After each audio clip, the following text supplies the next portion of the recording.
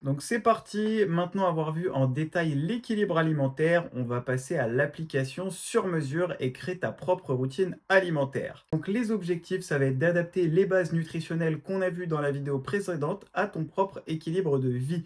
Ajuster les quantités selon ton quotidien, ton activité et ton environnement. Bien entendu, comme on l'a dit, on ne va pas respecter ici un plan à 1200 calories, on va l'ajuster. Donc ne t'en fais pas, tout ce qui est calcul de calories, on retrouvera une vidéo dans les bonus. On va avancer pas à pas, un changement à la fois, sans chercher la perfection. L'objectif, ça va être d'ancrer progressivement des gestes qui deviendront avec le temps des automatismes et il faut que tu prennes un maximum de plaisir dans cette routine. Tout d'abord, tu vas te poser ces questions clés. Alors déjà, combien de repas par jour te conviennent-ils vraiment? Parce que là, on est pareil, bourré de conditionnement. On nous a toujours dit qu'il fallait manger 3 repas par jour, plus une collation, le petit déjeuner, le déjeuner, la collation, le dîner. Mais peut-être que toi, tu ne ressens pas la faim à différents moments et que tu t'es juste adapté au rythme qu'on t'a donné. Donc à toi de voir combien de repas tu veux faire par jour. Est-ce que ce serait 2, 3, 4, 8, une collation, fractionner tes repas? Il n'y a pas de règle unique, seulement celle qui s'adapte à ton rythme. Deuxième question, dans quelles conditions tu prends tes repas? Est-ce que le midi, par exemple, quand tu es au boulot, tu manges sur le pouce, tu as 20 minutes, ou alors tu rentres à la maison, ou tu réchauffes une gamelle, ou il y a un self? Toutes ces choses-là vont compter pour ton organisation et permettre d'ajuster au mieux par la suite ton plan. Quel est ton niveau d'activité physique actuel? Est-ce que tu as un boulot qui te demande des efforts physiques? Est-ce que tu es assis derrière un bureau toute la journée? Est-ce qu'à côté de ça, tu pratiques de l'activité physique? Est-ce que tu marches beaucoup? Ça va être essentiel pour calibrer tes apports énergétiques et les adapter au mieux. Et la dernière question, hyper importante aussi, est-ce que tu as des intolérances, des allergies ou des aliments qui te provoquent des inconforts digestifs? Il y a peut-être des aliments qui vont te sembler très faciles, très digestes, que tu vas apprécier, et d'autres que tu vas voir qui te provoquent des inconforts digestifs. Plus de toute façon, tu vas être à l'écoute de ton corps, et on verra ça dans le module numéro 4 sur l'alimentation intuitive.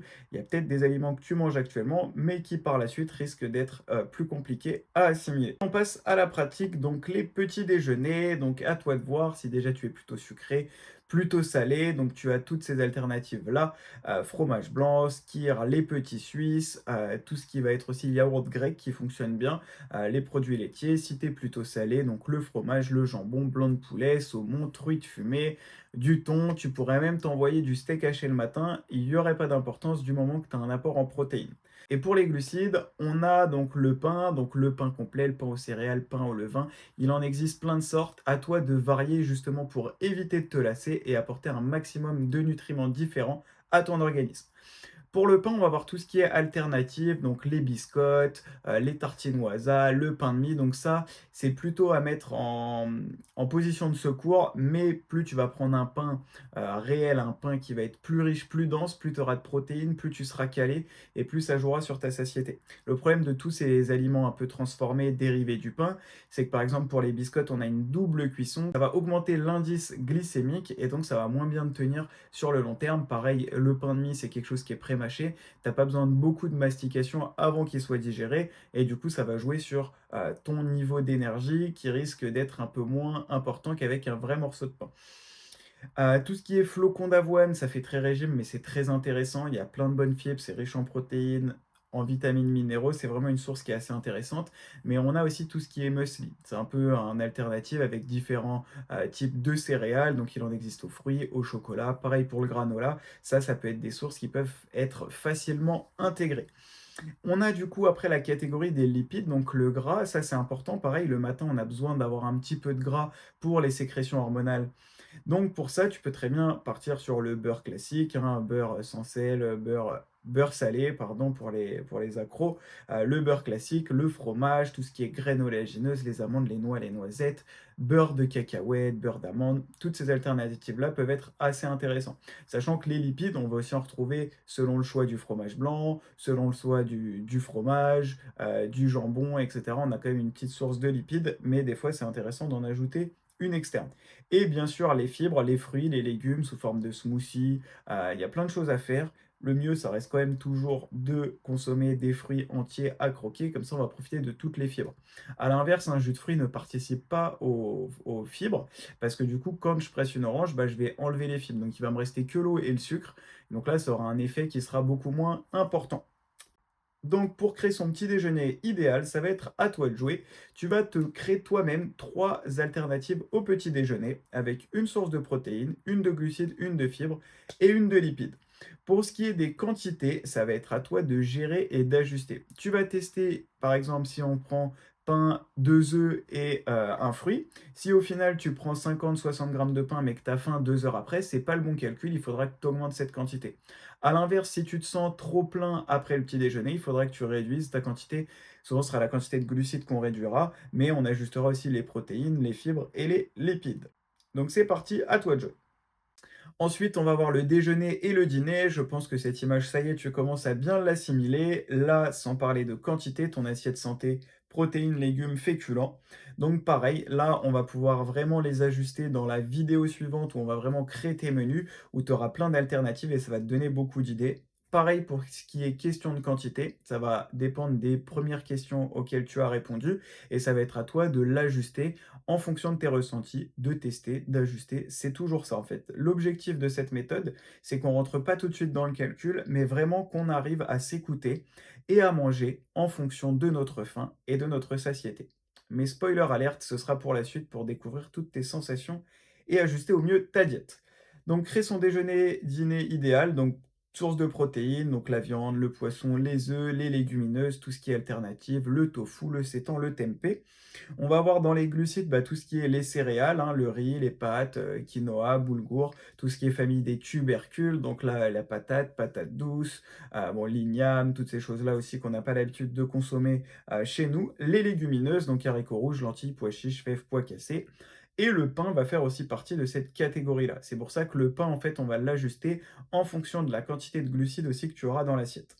Les lipides, donc ça va être bah, le beurre que tu vas pouvoir ajouter dans tes plats, l'huile dans ta vinaigrette, l'huile dans la cuisson de ta viande, de ton poisson, de tes légumes.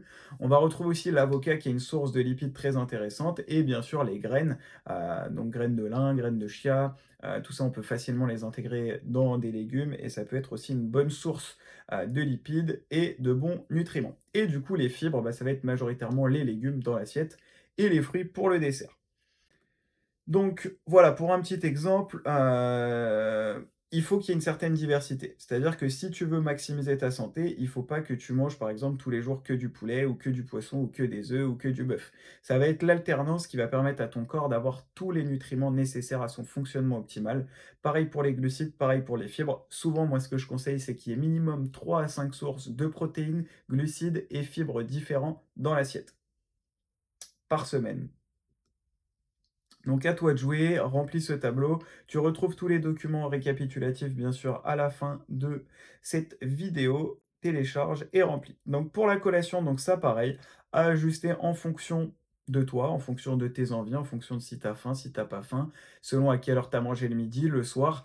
Elle est assez importante cette collation parce que quand tu vas manger, admettons, à midi et que tu vas attendre le repas du soir à 20 h, ça laisse un delta de 8 heures à ton organisme où forcément il va t'envoyer ces signaux qu'il a faim et ce qui est tout à fait logique et normal. Donc couper la faim en mettant une collation entre 16 et 18 heures, ça peut être intéressant pour éviter d'arriver affamé au dîner et de se jeter sur le repas. Ça permet de plus caler la journée alimentaire. Donc le minimum, moi ce que je conseille, ce serait toujours de quand même prendre un fruit dans ces eaux-là au début, juste histoire de recalibrer tes sensations et le temps de faire le module numéro 4 dédié aux sensations alimentaires. Mais du coup, tu peux très bien te dire, bah, tous les 4 heures, je prends une fruit, une poignée de graines oléagineuses par exemple, et un carré de chocolat. Ça typiquement c'est un goûter qui est top, qui est riche en nutriments, assez intéressant et qui te permet de bien tenir jusqu'au repas du soir. Mais comme les petits déjeuners, tu as différentes alternatives. Moi personnellement je suis un accro au fromage, j'adore ça, et du coup maintenant je le mets systématiquement en collation. Donc j'ai mon pain, j'ai mon fromage, j'ai un fruit, boum, je sais que ça me tient bien, j'ai le plaisir alimentaire, et je suis calé jusqu'au repas du soir. Ok? Donc voilà, à toi de jouer, tu peux créer ta collation, toujours trois alternatives pour te permettre de varier. En fait, si ça te dérange pas toi de manger la même chose, tu te crées une collation, un petit déj, tu suis, il y a des personnes comme ça, entre guillemets, bête et discipliné, à prendre avec des pincettes. J'ai mon idée, je suis et je ne déroge pas de la règle. Mais toujours avoir des petites alternatives, ça peut éviter la lassitude et de craquer après sur différents aliments qui seront un peu moins santé. L'alimentation et l'activité physique aussi est un paramètre très important parce que si tu manges et que tu vas direct t'entraîner, tu vas avoir l'énergie de ta digestion qui est activée, donc moins d'énergie disponible pour ta pratique physique, hein, telle qu'elle soit. Donc c'est pour ça qu'il va falloir que tu maximises ton alimentation avant l'activité. Si, imaginons, tu prends ton repas, tu dois toujours attendre minimum 2 à 3 heures. C'est le temps de la digestion d'un gros repas, 2 3 heures. Au moins, tu as digéré, ton énergie est disponible pour faire ta séance de sport. Et imaginons que tu as tendance à t'entraîner le soir ou un peu plus tard, bah forcément ton repas du midi sera bien digéré, donc il va te falloir une petite source d'énergie pour pouvoir assurer au mieux ta séance.